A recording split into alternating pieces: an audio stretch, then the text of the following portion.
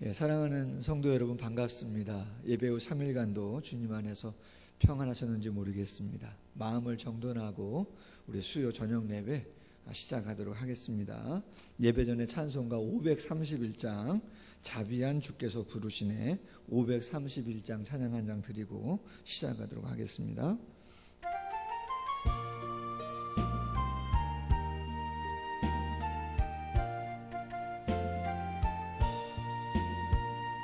자비한 주께서 부르시네 부르시네 부르시네 사랑의 햇빛을 왜 안 받고 점점 더 멀리 가나 지금 오라 지금 오라 자비한 주께로 지금 곧 나아오라 고달파 지친 자 쉬라 하네 쉬라 하네 쉬라 하네 무거운 짐진 자 다 나오라 쉬게 해주시리라 지금 오라 지금 오라 자비한 주께로 지금 곧 나아오라 주께서 지금도 기다리네 기다리네 기다리네 죄짐을 가지고 다 나오라 어서 주 앞에 오라 지금 오라 지금 오라 자비한 주께로 지금 곧 나아오라 주님의 소리를 들어보라 들어보라 들어보라 그 이름 믿는 자 복받으리 어서 곧 일어나라 지금 오라 지금 오라 자비한 주께로 지금 곧 나아오라. 아멘. 기도 들으심으로 수요 저녁 예배 시작하도록 하겠습니다. 기도하겠습니다. 하나님 아버지, 감사함을 드립니다. 시대가 어렵고 버거움이 많은 일상임에도 불구하고 또 수요일 저녁 귀한 시간을 구별하고 어려운 가운데도 온라인으로 예배의 시간을 하나님께 드리며 마음을 담고 주님을 사모할 수 있는 마음 주심을 감사합니다. 땅이 변할지라도 하나님의 말씀은 영원할 것이라고 말씀하시며 우리가 마음 두고 살아가야 할 것이 무엇임을 분명히 말씀하신 아버지 하나님, 아무리 시대가 어렵고 풍조가 나날이 바뀐다 할지라도 우리의 마음이 당신의 말씀 안에 거하게 하여 주시고 아무리 분주하고 아무리 버거운 요란한 세상의 모습일지라도 우리 안에 계시는 성령과의 영적인 교통과 교감이 식어지거나 위축되지 않도록 함께하여 주시기를 원합니다. 코로나19로 인해서 어려움이 시작된 지 참 수개월이 지나가고 하나님 봄의 기운이 느껴질 그때부터 무더운 여름이 지나가고 가을임에도 불구하고 이어져 가고 있습니다. 지칠 수도 있고 두려울 수도 있고 많은 삶에 염려가 있을 수도 있는 것 누구보다 잘 아시는 당신께서 사랑하는 성도님들, 이 나라와 이 민족, 특별히 한국교회를 기억하여 주셔서 기도하며 인내하며 변함없는 신실함으로 이 어려움의 때를 잘 감당하게 하시고 그 시간을 그냥 감당하는 것이 아니라 그냥 맹목적으로 인내하는 것이 아니라 하나님께서 모든 것들을 허락하실 때 하나님의 섭리가 있음을 믿사오니 우리의 내면과 일상과 삶과 헌신과 사명과 그 모든 것들을 새롭게 또한 성찰해 볼 수 있는 귀한 시간이 될 수 있도록 하나님의 성령께서 함께하여 주시옵소서. 사랑하는 성도님들의 직장과 사업장, 자녀들과 어르신들 건강을 지켜주시고, 특별히 수험생들 수능을 준비하고 임용고시를 준비하고 각종 취업을 준비하는 자녀들 위에도 함께하여 주시고, 군대를 또 앞두고 있는 자녀들도 있사오니 하나님 기억하여 주시기를 원합니다. 모든 것이 합력하여 선을 이루어가는 시간들이 될 수 있도록 하나님의 성령이 함께하여 주옵소서. 특별히 이 나라와 이 민족 정치적으로 많이 대립된 가운데 있고 코로나 중임에도 불구하고 혼란스러운 일들이 한두 가지가 아닙니다. 주께서 위정자들 기름 부어주시고 요셉 같은, 느헤미야와 같은, 다니엘과 에스더와 같은 신실한 믿음의 사람들 세워주심으로 말미암아 말이 아니라 섬김과 행동으로 이 난국을 잘 헤쳐가기에 부족함이 없도록 하나님의 성령께서 함께하여 주시고, 특별히 한국교회가 그 어느 때보다 어려운 시간을 보내고 있습니다.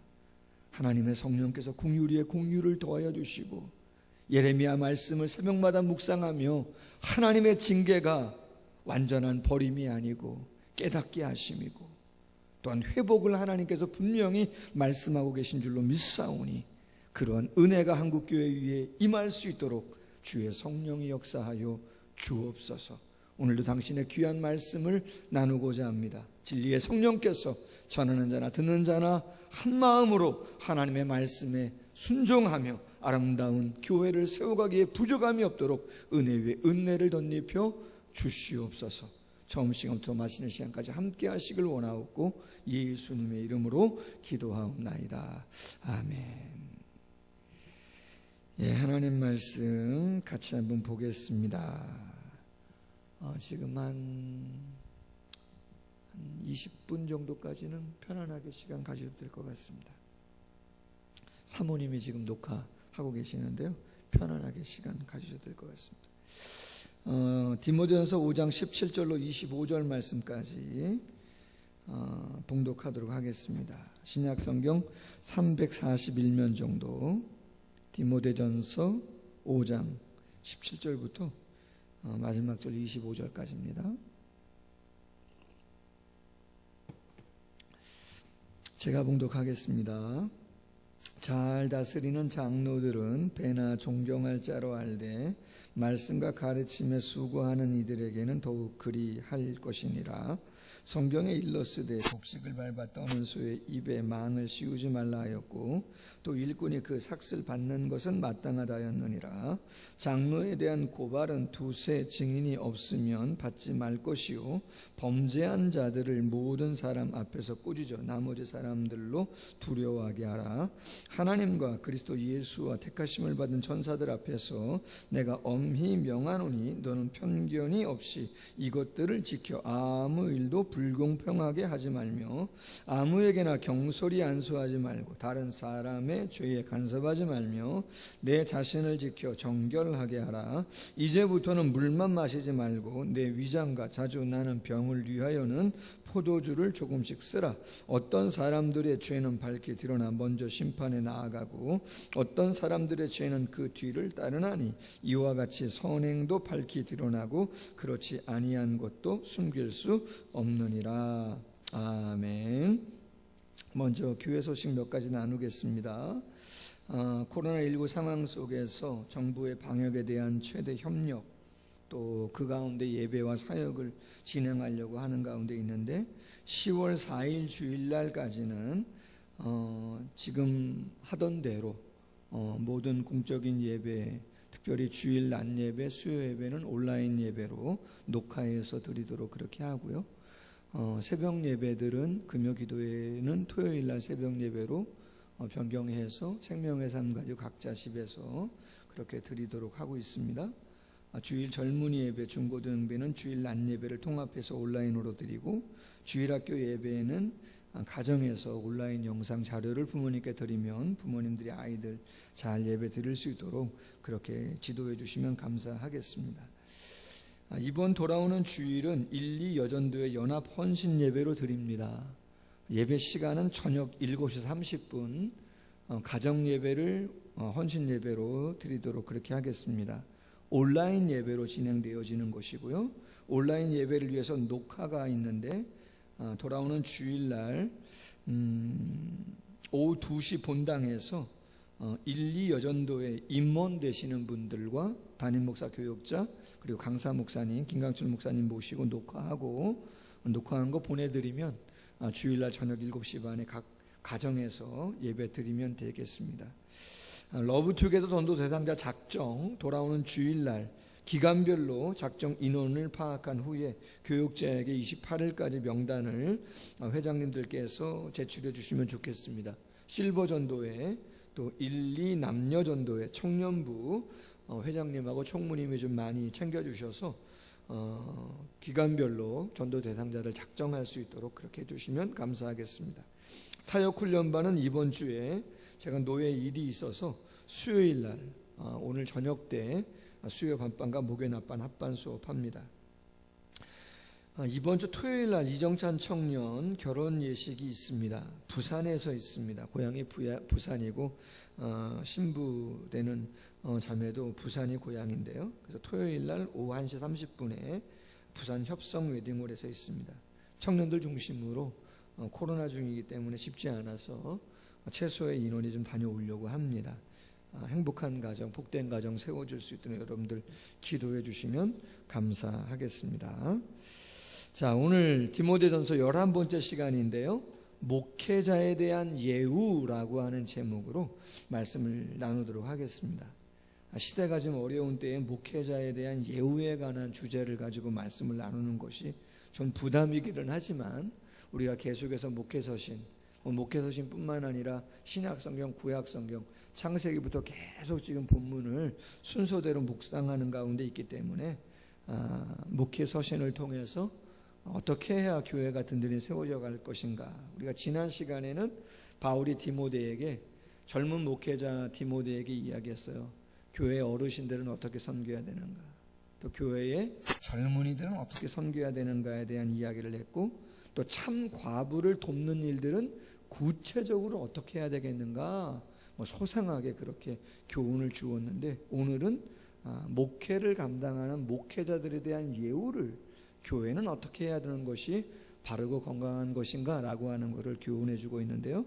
몇 가지는 나누어 보도록 그렇게 하겠습니다. 자, 오늘 17절 말씀 보면 그렇게 이야기합니다. 잘 다스리는 장로들은 배나 존경할 자로 알되 말씀과 가르침에 수고하는 이들에게는 더욱 그리할 것이니라. 자, 첫 번째, 목회자를 대접함은 합당하고 마땅한 일이다 라고 하는 제목이에요. 여러분, 오늘 본문에 보면 잘 다스리는 장로들은 그렇게 이야기했는데, 거기서 장로는 감독과 동일어입니다. 감독이라고 이야기한다 그러면 요즘으로 말하면 목회자라고 할 수 있어요. 잘 다스리는 목회자는 배나 존경할 자로 알아라, 그런 이야기입니다. 존경이라고 하는 단어는 헬란말로 티메스라고 하는 단어인데 가치, 가격, 보상이라고 하는 의미를 포함하고 있습니다. 본래적인 의미는 정신적인 존경만을 의미하는 것이 아니고 물질적인 지원을 포함한 존경의 예우를 뜻한다라고 하는 것이죠.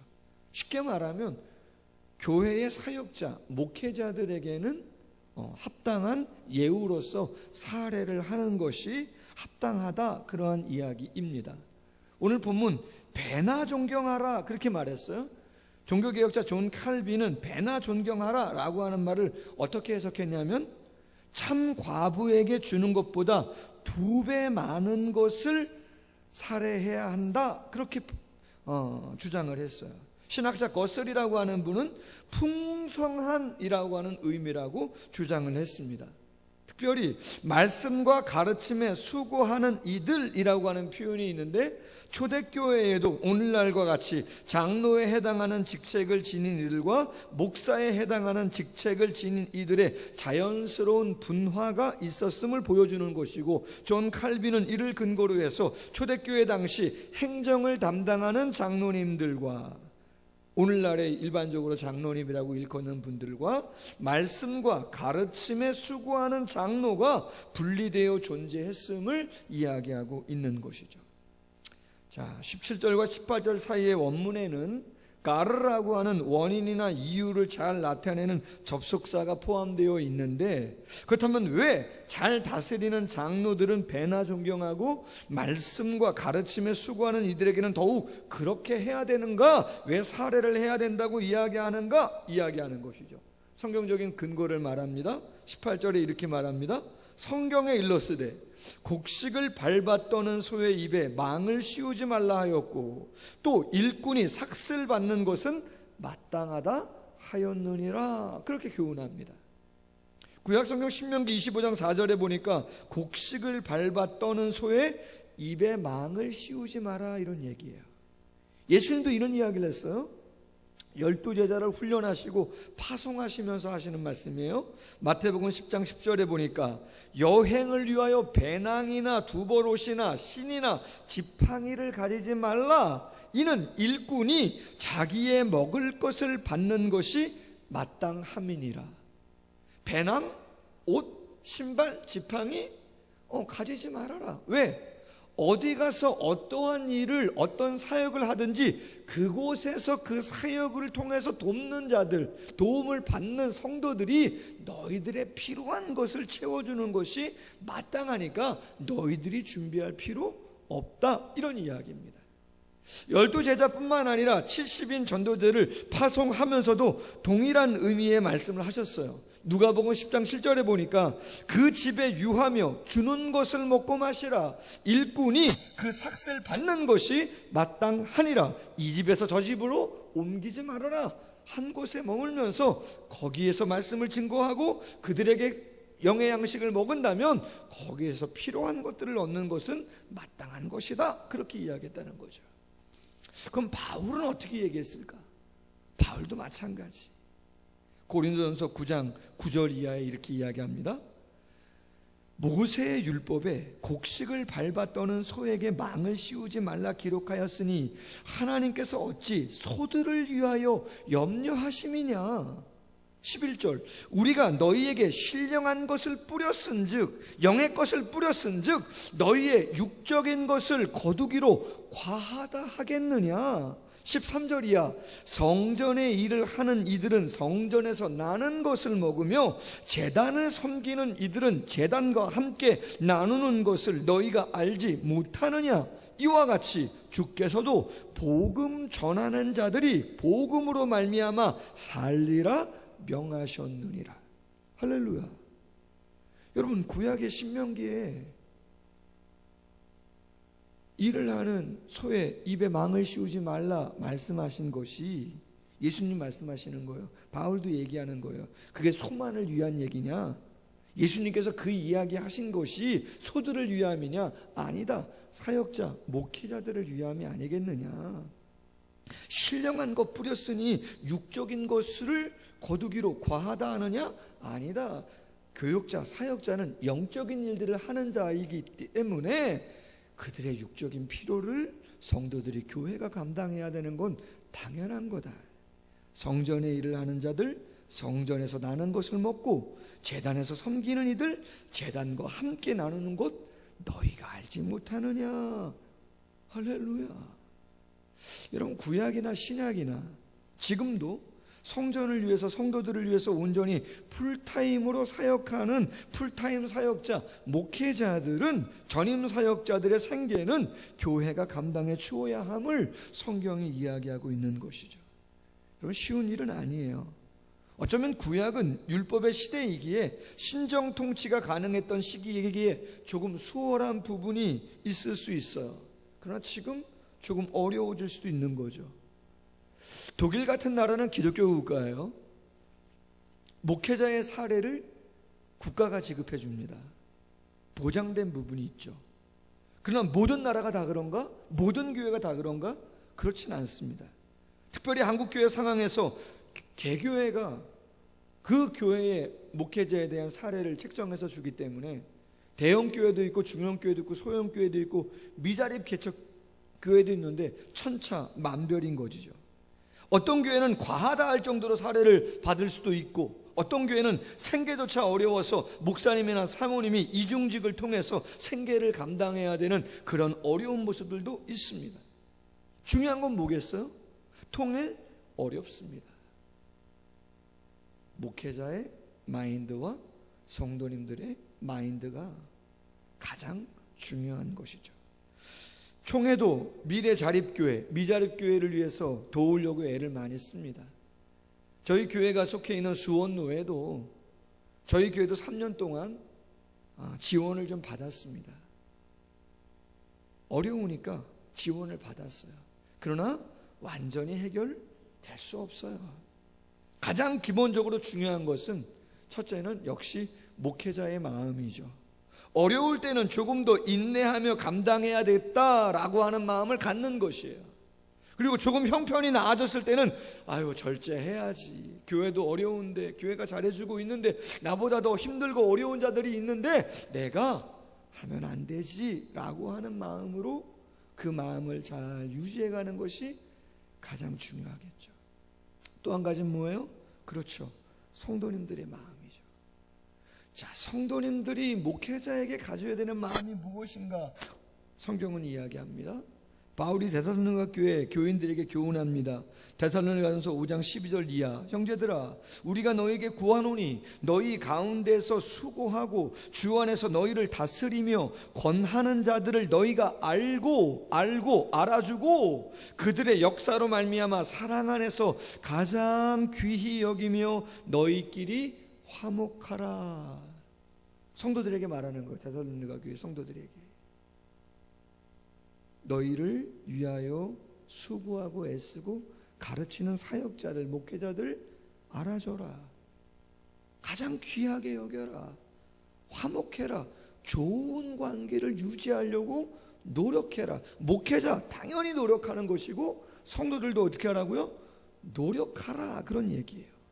뿐만 아니라 히브리서 13장 17절에 보면 이렇게 말합니다. 너희를 인도하는 자들에게 순종하고 복종하라.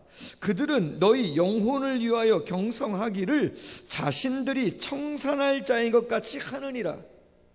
성도님들이 조금 부족한 모습이 보여요. 그럼 정죄하고 판단만 하는 것이 아니라 어떤 마음 갖는다는 거예요? 내가 좀 더 잘 가르쳤어야 되는데, 내가 조금 더 온전했어야 되는데, 내가 좀 더 본을 보여줬어야 되는데 내 잘못이지 그러한 마음을 품는 자가 교역자다. 그런 이야기를 하고 있는 것이죠. 그러면서 이렇게 말합니다. 그들로 하여금 즐거움으로 이것을 하게 하고 근심으로 하게 하지 말아라. 그렇지 않으면 너희에게 유익이 없느니라. 여러분, 똑같은 거예요. 비유하자면 가정에서 부모님이 기쁘고 즐거워야 자녀들도 기쁘고 즐거운 거죠. 부모님이 심기가 불편하고 어렵고 근심과 걱정이 많으면요, 자녀들 숨도 못 쉬는 거예요. 그런 거 아니겠어요? 직장에서 그래도 상사 되시는 분들이 좀 리더 되는 분들이 정말 생동감이 있고 자원함이 있고, 막 정말 기뻐서 사역을 막 감당할 때, 일들을 감당할 때 그 밑에 있는 사람들도 뭔가 배울 것이 있는 것이고 뭔가 좀 같이 하려고 하는 그런 마음이 생기는 거지. 위에 있는 사람들이, 관리직에 있는 사람들이 전혀 그러한 마음 없이 억지로 하거나 마지못해 하거나, 그죠? 만약에 그렇다고 한다면 그 회사 뻔한 거 아니겠어? 그런 것이죠. 비유입니다. 교회 또한 마찬가지일 수 있다. 바울이 말하죠. 히브리 기자가 말하잖아요. 그들로 하여금 즐거움으로 이것을 하게 하고 근심으로 하게 하지 말아라. 그렇지 않으면 누구에게 유익이 없어요? 성도들에게 유익이 없다.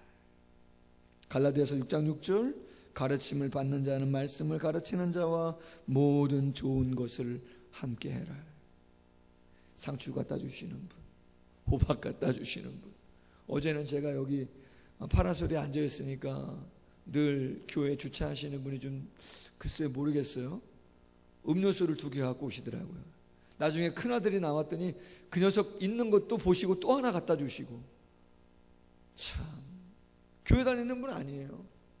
그런데도 나누려고 하세요. 귀하죠. 좋은 것을 함께 하고자 하는 마음이, 그분이 교회 안 다니시는 걸 제가 알고 있어요. 그럼에도 불구하고 뭔가 나누려고 하는 마음, 얼마나 귀한 것인가. 그건 감사한 것이죠. 오늘 본문과 떠나서 저는 우리 사랑을 그리는 교회 성도님들이, 제 자신은 뭐 말할 것도 없고 정말 마음에 꼭 품었으면 좋겠는 말씀이 마태복음 10장 40절 이하에 있는 말씀입니다. 예수님께서 이런 말씀을 하셨어요. 너희를 영접하는 자는 나를 영접하는 것이요 나를 영접하는 자는 나 보내신 이를 영접하는 것이니라. 선지자의 이름으로 선지자를 영접하는 자는 선지자의 상을 받을 것이요 의인의 이름으로 의인을 영접하는 자는 의인의 상을 받을 것이요 누구든지 제자의 이름으로 이 작은 자 중 하나에게 냉수 한 그릇이라도 주는 자는 내가 진실로 너에게 이르노니 그 사람이 결코 상을 잃지 아니하리라 하시니라. 아멘. 여러분 꼭 기억하십시오. 목회자뿐만 아니라, 오늘 목회자에 대한 예우를 이야기하지만 저는 조금 더 확대해서 말씀을 나누고 싶어요. 목회자뿐만 아니라 중직자, 성도, 새가족, 옆에 이웃, 더 나가서는 뭐 나를 힘들게 하는 사람이면 더 좋고, 여러분 최대한 베풀려고 애쓰십시오. 아멘. 최대한 주려고 애쓰십시오. 받는 자보다 어떤 자가 복되다고요? 할렐루야, 주는 자가 복되다. 이전창 청년이 이번 주 토요일 날 장가를 갑니다. 기분이 좋은가 봐요. 그래서 그런지 모르겠지만 저도 청년들, 시집가고 장가가는 청년들 많이 봤는데 모르겠습니다. 부산에서 식을 했으니까 새벽에 떠나는 그게 좀 많이 마음에 고맙기도 하고 감사하기도 했지만 좀 부담도 됐는지 모르겠지만 조금 전에, 예배 전에, 녹화하기 전에 간식거리를 잔뜩 싸온 거예요. 내려오는 몇 명이냐고 물어보고 음료수, 생수, 또 봉지에다가 뭐 소세지, 약과 무슨 과자, 뭐 땅콩 잔뜩 싸가지고 말이죠. 복되다. 여러분 복되다. 그게 뭐 돈으로 하면 얼마 되겠어요? 10,000원이나 되겠어요? 그러나 그거 정말 섬기려고 참 감사한 마음으로 그 누군가에게 그 마음을 표하는 것은 참 귀한 것이다. 예수님 말씀하시잖아요. 선지자의 이름으로 선지자를 대접하는 자 선지자의 상을 받고 의인의 이름으로 의인을 대접하는 자 의인의 상을 받는 것이다. 할렐루야. 어떻게 하면 더 섬길까? 어떻게 하면 또 나눌 것인가? 아주 중요한 마인드인 것이죠. 우리가 사역자의 어떠한 예우와 관련된, 사례와 관련된 이야기를 할 때 오해하는 부분들이 하나 있는데 이런 거예요.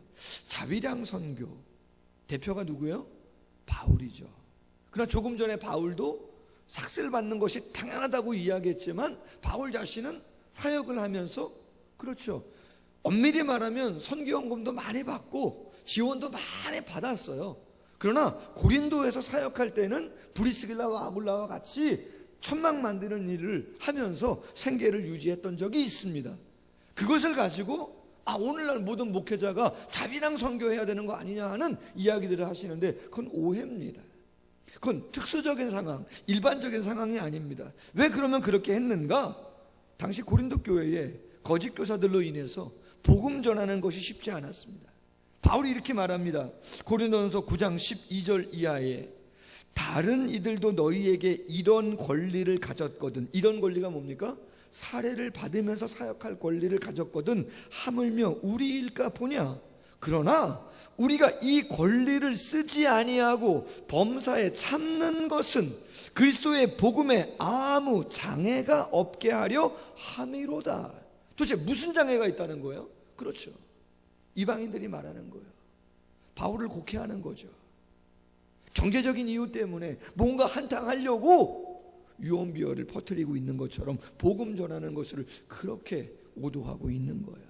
그걸 바울이 너무나 잘 알기 때문에 안 되겠다.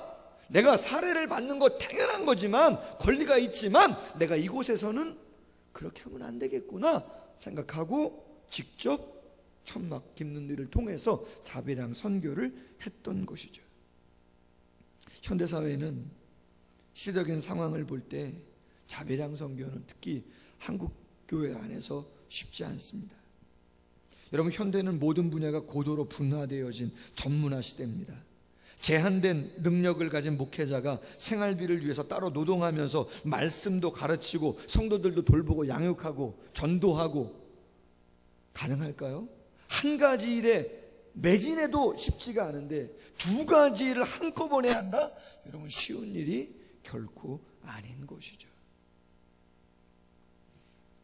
정말 어쩔 수 없어서 생존을 위해서 개척해서 맨 땅에 헤딩해서, 제 자신도 그런 거 아닙니까? 죽으면 죽으리라고 했지만 솔직히 그래서 저는 좀 나은 편이죠. 개척 시작이 그래도 성서교회에서 제가 부교육자로 섬겼던 그 교회에서 한 3년은 150만 원 정도 생활비를 1년 동안 150만 원을 지원해 주었기 때문에 감사했고, 그것도 안 된다고 하면 목사님이나 사모님이 이중직을 하는 경우가 많이 있죠. 그러나 그것도 임시적인 것이고, 아무리 그것을 통해서 재정을 많이 수입이 된다 그래도 저는 그렇습니다. 사역자로 부름받았다면 재정이 많다 할지라도 그것은 때가 되면 내려놓을 수 있으면 내려놓고, 교회가 주는 사례를 갖고 사역에 올인하는 것이 목회자의 바른 모습이 아니겠는가 하는 생각을 감히 한번 해봅니다. 자, 두 번째, 목회자의 권위와 명예를 지켜주어라 라고 하는 제목입니다. 자, 오늘 17절 18절은 목회자에 대한 경제적인 지원에 대한 권고고, 19절로 21절은 목회자의 권위와 명예에 대한 권면입니다. 오늘 19절 보면 이렇게 말합니다.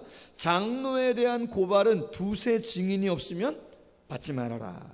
신명기 17장 6절, 민수기 35장 30절에 보면 고대 이스라엘에서는 어떤 사람이든지 두세 증인이 있어야만 기소와 판결을 할 수가 있었다. 바울도 고린도후서 13장 1절에서 이제 세 번째 너에게 갈 터이니 두세 증인의 입으로 말마다 확증하라. 어떤 일이 있을 때, 목회자에게 어떤 일이 있을 때 두세 명의 증인이 없다면 기소나 판결 내리지 말아라. 에베소에서 목회하는 디모데가 이러한 상황 속에 있었는지 모르지만 지금 바울이 권면하는 거예요. 혹시라도 교회에 안 좋은 일이 있어서 어떤 송사와 관련된, 재판과 관련된 기소하고 고발하는 이런 일들이 있다면 결코 한 사람의 증인이나 그런 일로, 일방적인 일로 목회자나 그 누구를 판결하지 말아라. 신중하고 공정해야 된다. 여러분, 오늘 21절을 이렇게 이야기합니다. 하나님과 그리스도 예수와 택하심을 받은 천사들 앞에서 내가 엄히 명하노니.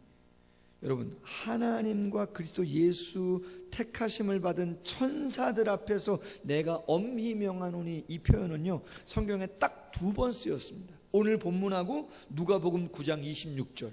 누구든지 나와 내 말을 부끄러워하면 인자도 자기와 아버지와 거룩한 천사들의 영광으로 올 때 그 사람을 부끄러워하리라. 자, 성부 하나님, 성자 예수님, 천사들 앞에서 엄히 명한다. 이 말은 어떤 의미예요? 정말 중요하다는 거죠. 정말 중요하다. 그 일이 어떤 일이라고요? 그렇죠. 목회자에 대한, 교회 리더에 대한 어떤 판단, 어떤 정죄, 그런 것들은 정말 신중하고도 엄중하게 해야 되는 거다. 그런 이야기입니다. 여러분, 혹시라도 쉽게 이야기하시면 안 돼요. 어느 목사님이 그랬다 그러죠. 언제 한번 제가 얘기했나요? 구역 예배 시간이나 아니면 전도회 회원들 모여서 이야기하다 보면 제일 많이 그 도마 위에 올라가는 예? 이야기거리가 뭐예요? 그죠? 담임 목사님이 제일 먼저 도마 위에 올라가죠. 그 다음에 또 사모님 올라가고, 신방 여전사님 올라가고, 또 다른 분 올라가고, 뭐 난리를 치는 거죠.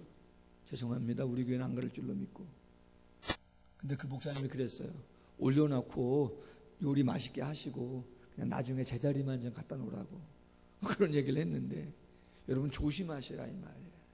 하나님 앞에서 하는 거기 때문에 절대로 여러분 그런 이야기들 가볍게 하시면 그건 제 이야기가 아니라 성경이 가볍게 이야기하잖아요. 성경에 딱 2번 하나님과 예수님과 천사들 앞에서 엄히 명하노니 절대로 가볍게 대하면 안 된다, 그렇게 이야기하는 것이죠. 그렇기에 교회와 성도들에게 미치는 영향이 교역자가 크니까 절대로 경솔히 판단하면 안 된다. 그러나 또 뭐예요?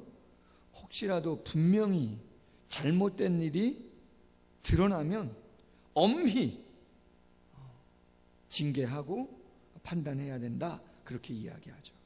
자, 이와 같은 맥락에서 바울은 말합니다. 22절에 아무에게나 경솔히 안수하지 말아라. 왜요?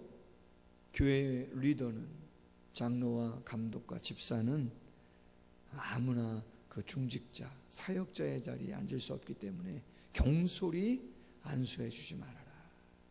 최고의 인격적인 고결함과 성숙함을 가진 자들, 분명한 삶의 신앙의 고백이 있는 자들을 그런 중직자로 또 목회자로 세우는 것이 맞는 것이다.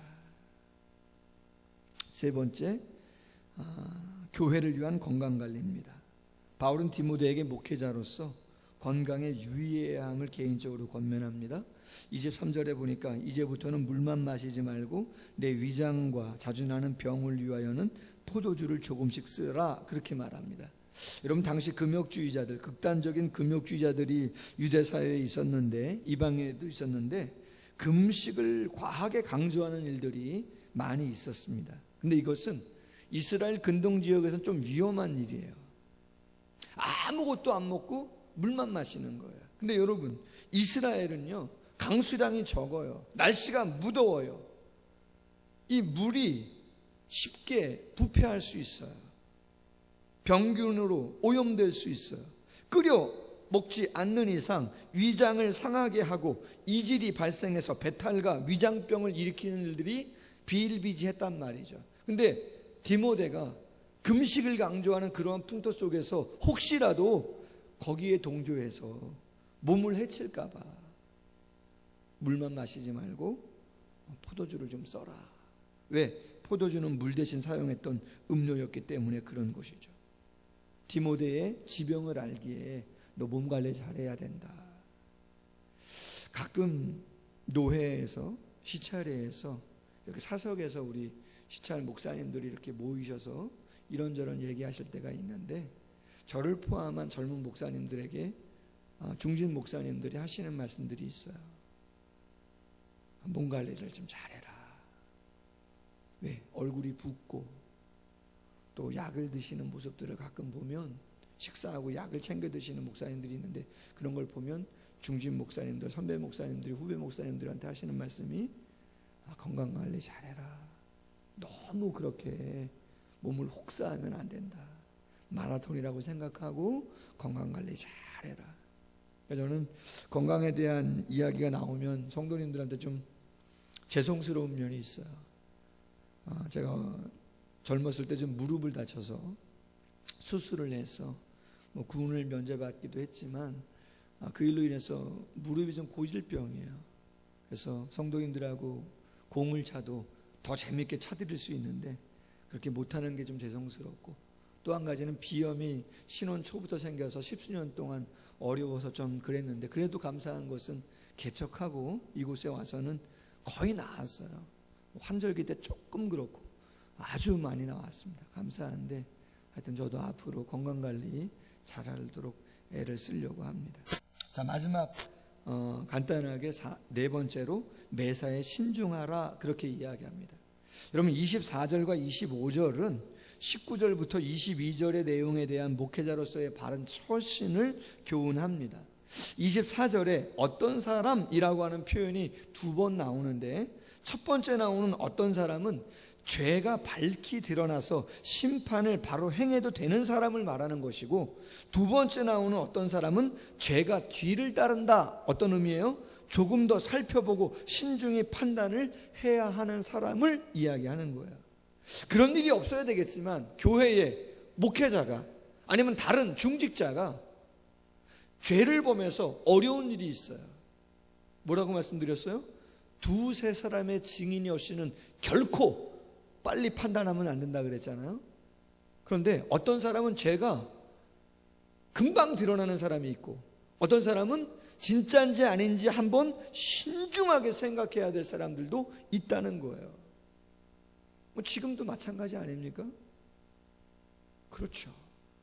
그래서 바울이 디모데에게 말하는 거예요. 혹시라도 그런 일이 앞으로 발생된다면 목회자인 디모데 네 자신부터 더욱더 신중한 마음을 갖고 사람들을, 성도들을 잘 살펴야 된다. 그래서 귀가 너무 가벼우면 안 된다는 거죠. 어느 집사님이 오셔가지고 A라는 집사님이 와서 B라는 집사님한테 얘기하고 이야기를 하고, B라는 집사님은 또 목회자한테 와서 C라는 분에 대해서 이야기했을 때 바로바로 생각해가지고 그런가 보다, 이런 생각 갖고 있으면 절대로 안 된다. 여러분, 시간 지나가면 다 나옵니다. 아멘? 그럼 따라해 보세요. 시간 지나가면 다 드러납니다. 할렐루야. 1년이 됐든 2년이 됐든 5년이 됐든 시간 지나가면 홍만표 목사라고 하는 사람이 어떤 사람인가가 결국은 다 드러나게 되어 있어요.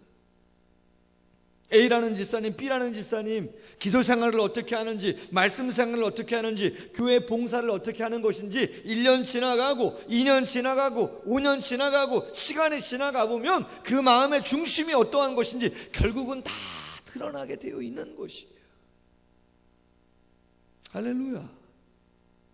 예레미야 17장 10절에 나 여호와는 심장을 살피며 폐부를 시험하고 각각 그 행위와 그 행실대로 보응한다. 고린도후서 5장 10절 이는 우리가 다 반드시 그리스도의 심판대 앞에 드러나 각각 선악간에 그 몸으로 행한 것을 따라 받으려 함이라. 중심을 보시는 하나님 앞에 우리가 모든 것들을 온전히 감당해야 되지 않겠는가 바울이 권면하죠. 말씀을 맺습니다. 목회의 선배인 바울이 믿음의 아들 젊은 목회자 디모데에게, 에베소에서 목회하고 있는 디모데에게 목회 서신을 띄우며 아주 자세하게 설명하고 있어요. 오늘은 특별히 목회자에 대한 예우를 그 교회와 성도가 어떻게 해야 되는가가 골자이죠. 당연히 생활에 필요한 사례는 당연히 섬겨드려야 되는 것이 맞는 것이다. 그 일을 기쁘게 하게 해라. 화목해라. 성도들도 노력해라. 그리고 혹이라도 허물이나 연약함이 있다면 바로바로 판단하고 절대 그런 건 안 된다. 왜?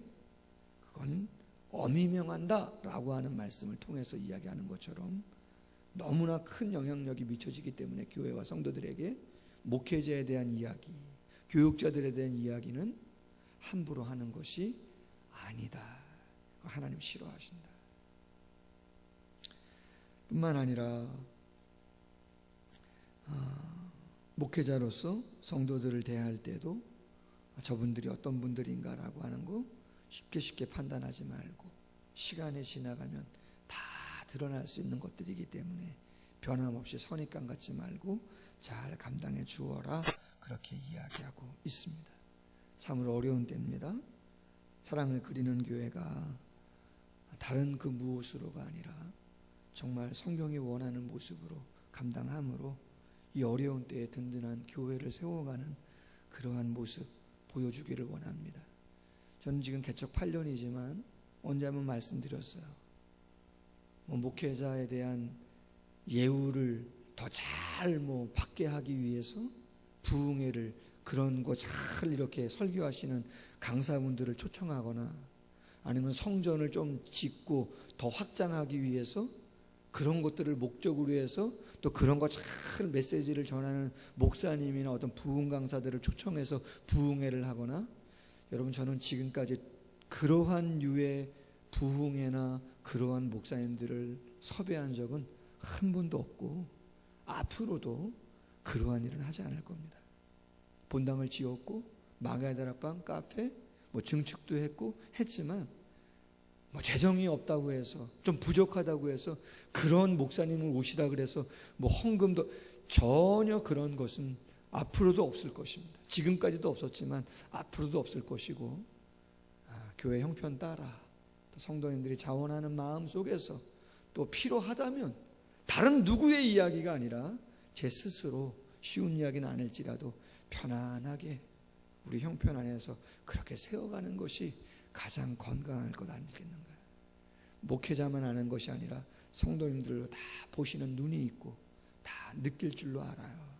그런 것들을 신뢰하면서 함께 세워간다면 다른 누가 뭐라 그래도 우리 스스로가 안다면 가장 건강한 교회 세워갈 수 있지 않겠는가. 바라기는 사랑을 그리는 교회가 그러한 교회로 서갈 수 있기를 주님의 이름으로 소원합니다. 기도하겠습니다. 하나님 아버지, 목회자에 대한 예우를 어떻게 해야 되는가? 경제적인 것뿐만 아니라 그의 명예와 그의 많은 영적인 위치를 위해서 성도들이 어떠한 마음을 가지고 목회자들을 섬기고 또 존경하고 사랑하고 또 함께 화목하며 세워가야 하는가 말씀하고 있습니다. 또 목회자로서 성도들을 바라보면서 선입견 갖고 판단하지 말고 시간 속에서 모든 것들은 드러나는 것이기에 정말로 사랑하고 섬기는 마음 가지라고 바울이 디모데에게 교훈하고 있습니다. 이 교훈이 하나님 사랑을 그리는 교회와 한국 교회에 잘 적용되어지고 실천되어서 염려스러운 부분이 아니라 건강한 모습들로 열매를 맺고 드러나게 하심으로 말미암아 편안한 속에 감사함 속에 기쁨 속에서 사역들이 이루어져게 부족함이 없도록 하나님의 성령이여 함께하여 주시옵소서. 남은 한 주간도 사랑하는 성도님들 직장과 사업장 속에서 삶의 터전 속에서 열심으로 감당하고자 할 때에 하나님께서 눈동자처럼 보호해 주시고 크신 은혜와 사랑으로 함께하여 주시옵소서.